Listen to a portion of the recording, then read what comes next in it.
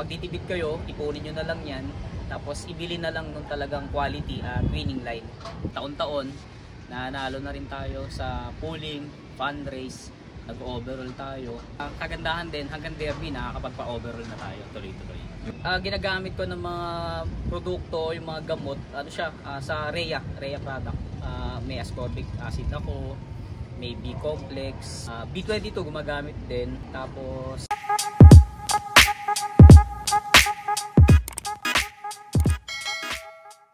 ito rin yung recent ko na winner nitong North 2024. So bali ano siya, Jansen Skellen, Jansen yan kay yung pairing ko. Ito mga kalapatid. So ano naman mga naging achievements ng ibon na to, sir? Sir, multiple pooling winner siya. Tapos 2 laps first overall siya. Ng dalawang 2 laps, magkaibang 2 laps. Back to back first overall siya. Tapos back to back lap champion din siya. Ngayon naka-breed siya. Tingnan ko baka ilipad ko uli siya nitong susunod na season. Mga speed bird mo dito, sir, hanggang ilang kilometer may speed? Ako kasi, sir, hanggang saan yung dulo ng fundraise. So sagad siya. Kagaya nung meron kaming laban sa Western. Hanggang Naga yung last lap. Champion ako nun sa fundraise. Kung kasali ako sa derby, ako sana yung first national ace speed yun. Yung ibong ko sana na nag-champion nun. Pero hindi ako naka-entry sa derby nun. Isa no. Yung Naga, sir, may ilang kilometer hanggang dito? Baka mga nasa 300 na rin. Isa no. Talagang may speed pa din, ano? Oo, sir. Kasi meron din nakakuha sa amin, taga Pangasinan, matnog naman, champion pa rin yung ibon. Ibig sabihin, kaya naman malayo. Preferred ko lang talaga na itigil pag fundraise na. Hindi ko na tiniderby. So ito yung isa sa paborito kong ibon. First overall siya ng 3 laps fundraise. So kapatid din siya ni Slate 375. So si Slate 537 naman siya. Itong ibon na to, consistent siya, mabilis. Kung akong magsasabi, mas mabilis siya kay 375. Ito mga kalapatid. So pero sa bilis, para sa akin mas mabilis siya kumpara kay 375 na 6 clubs overall winner to. So naman yung si Sharika, yung anak ni Slate 537. So multiple pooling winner na rin siya sa mga sprint race, pooling, saka nag-champion na rin siya. Ito mga kalapatid. So anak pala to nung kanina. Anak na rin. Ibon na to medyo mailap lang, pasaway. Pero kung sa lipat, laging siya, consistent, maaga dumating. First dropper. Saka sir, base kasi sa ko rin, sa experience ko sa paglipat sa kanila, talagang yun ang nila, yung korte nila, mas dun lumalabas yung nila, yung bilis nila sa ganung distance. Oo nga naman. Kaya ikaw, sir, nag-build ka na lang din ng pang long distance mo. Oo, hiwalay na na family, ibang line. So yung mga pan-derby talagang medyo sa speed, pero consistent na mauwi lang ako. Mga na rin tayo, nanalo rin sa derby, nakapag 8 overall tayo, Patbalogan 3rd, Tacloban 4th, tapos mga Santa Ana, tapos itong lipat natin sa FPR, Young Bird, isa lang entry natin, nanalo tayo 6 overall sa Young Bird or All Bird, tapos 7 overall Young Bird. Ayos no, marami ka na rin palang napadulong ibon dito sa Reno. Sir, pati itong huli natin 2023 South, 8 overall, 6 overall sa derby sa South Young Bird, WPS. Nandito ba yung mga winner na yun? Wala sir, nasa kabila kasi. Long. Sayang. Pero nandito pala mga kalapatid, lahat lang ng mga speedbird. Mga pooling, fan race, overall winner natin. Yan. Pero congrats kay sir. Hindi lang pala pang bungad at pang gitna si sir, may panduluan na din. Mas maganda lahat ng meron tayo. Pero ikaw sir, kapag sasali ka ng fan race, anong preparation ginagawa mo sa ibon mo? Ako sir, pag fan race, siguro ang ko talaga preparation ko sir, bago mag-start yung yung training ng club. So dapat yung ibon malakas na. So low fly, hanggat maaari ilang buwan na.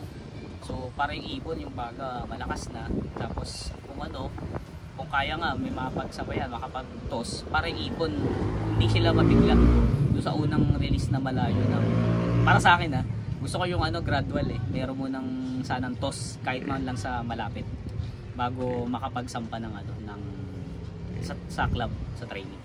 Yon, congrats kay sir. Yan sir, pwedeng malaman kung paano mo na-improve yung mga ibon mo dito. Yun sir, syempre sa kagustuhan nating manalo, so naghanap tayo kung saan tayo pwedeng makakuha ng magandang linyada. So kagandahan naman, may mga kaibigan tayo, tropa. So nakakuha tayo, halimbawa kila Kuya Empoy, Jerry Mapa, Kuya Junel Reyes, Nestor Jao Maagma. Tapos recent nakakuha tayo kay Joe Botso. So tapos may mga nakuha rin tayo sa auction. Kasi ako nakita ko kasi hanggat maaari kung sino yung malapit sa'yo na nakikita mo, ano ba, kagaya sa nilalaro ko club, sila yung nakikita kong nagpapanalo. So doon din ako sa kanila nagsimulang kumuha ng mga line. Tapos kinocross-cross natin, tapos may mga kinuha tayo sa auction, bumili rin tayo ng mga imported. So kinocross natin hanggang sa na-develop natin yung mga line natin na nakita natin na nag-click ang pairing hanggang sa yun na yung yun na yung in-stay natin. Tapos para nila-line breed, cross-breed, inbreed. Yan, doon sa tulong nun, nakita ko na unti-unti na ipapasa yung bilis, nagiging consistent yung lipad ng ibon. Nagiging winning line kumbaga. Yun, simula nung mag-improve tayo, kagandahan naman, taon-taon, nanalo na rin tayo sa pooling, fundraise, nag-overall tayo, nakakapanalo na rin tayo ng motor. Tapos ganun din, kagandahan din, hanggang derby nakakapagpa-overall na tayo tuloy-tuloy. Yan, congrats kay Sir. Tingin mo anong pinakang importante sa pagkakalapati para manalo? Siguro una talagang nasa hilig mo yung pagkakalapati.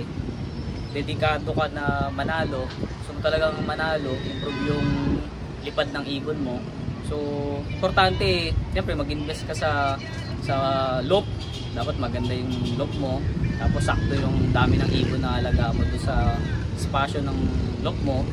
Tapos invest din talaga sa quality na ibon, breeder. Dapat yung mga kumuha na sa mga winning line. Tapos pag-develop din ng sistema o programa na angkop sa'yo. Tapos mas maganda kung meron kang mentor na yung ginagamit na programa talagang subok na nagbibigay ng panalo. Tapos yung ibon kasi talagang kailangan tulungan natin eh.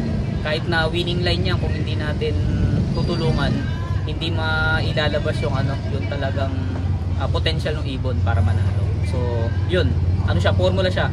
Magandang loop, quality na ibon, magandang programa. Tapos yun last siyempre, mas maganda, naikapit pa rin tayo ng swerte. Yun, maraming salamat sir. Pero sir, kayo dito kapag derby, anong madalas nyong magamit na supplements? Ako kasi yung ginagamit ko ng mga produkto, yung mga gamot, sa Rhea product. May ascorbic acid ako, may B-complex, B22 gumagamit din, tapos pointers 22. Yan, pag derby. So yung vitamins ko more on recovery. Pag alam ko nahirapan yung ibon, yan yung mga binibigay ko.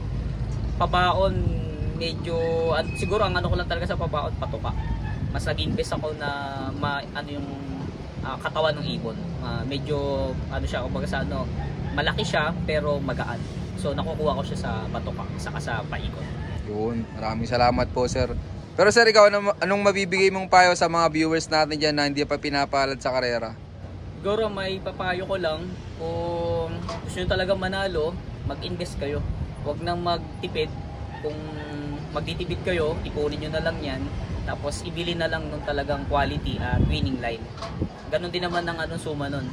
Mag-invest ka sa mura, kung taon-taon ka namang gulong, kaysa doon sa ipunin mo yung pera mo. Tapos mag-invest ka doon sa talagang kukuha na mo na quality at winning line yung ibon.